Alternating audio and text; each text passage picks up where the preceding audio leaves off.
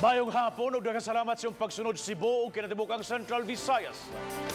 Mao pa'y nakulob sa inyong tanan diha sa Eastern Visayas. Ug mayong hapon sa atong mga kapusong bulanon, taga Siquijor, Negros Oriental ug uban pang bahin sa Kabisayan. Mga armas de fuego nga gi-issue ngadto sa mga konsehal ug barangay captain sa Dakbayan sa Mandaue, gipang turnover na ngadto sa Mandaue City Police Office. Kini human gipaubos among dakbayan sa election watch list areas kun iwas. Kinumduman nga nalakip ang dakbayan sa Mandaue sa maong listahan tungod sa higpit nga panagribal sa politika. Si Chona Carion sa report. Kaganihang buntag i-turnover na sa Department of General Services ang mga armas de fuego didto sa Mandaue City Police Office. Mga city-issued firearms kini sa pipila ka mga konsehal sa dakbayan, lakip na ang mga barangay kapitan gikan sa nagkalain-laing barangay sa syudad.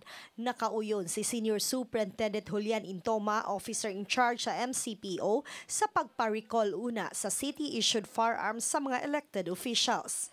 So okay na nga, ilan na dang surrender, dili na sila matintal. O kung doon na may sa panaginit na niya sa lalis, sa mga supporter, kaya sila mga supporter man ng uban, at least dili na sila mainit ba nga mo kuha pag-armas. Niadtong Disyembre 7, mipagawas og memorandum si Mayor Luigi Quisumbing sa pag-recall sa mga issued firearms gawas ni adtong gi-issue sa kapulisan. Nunot kini sa paglakip sa dakbayan sa Mandaue sa election watch list of areas kay matud pa adunay intense political rivalry tali sa grupo ni Mayor Luigi Quisumbing og kongresista Jonas Cortez.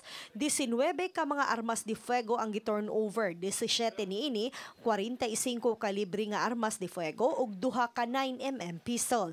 Ibalik ra usab kini sa mga hingtungdan pagkahuman sa May 2019 election. Dili talay nun pagsabot sa mga elected officials nga mao na, pero kami amo na lamang nang napananawan nga kung sa ingon na nga na intense political rivalry din pag-abot na sa panahon magkainitay at times magamit yung armas. Chona Carion, Balitang Bisda.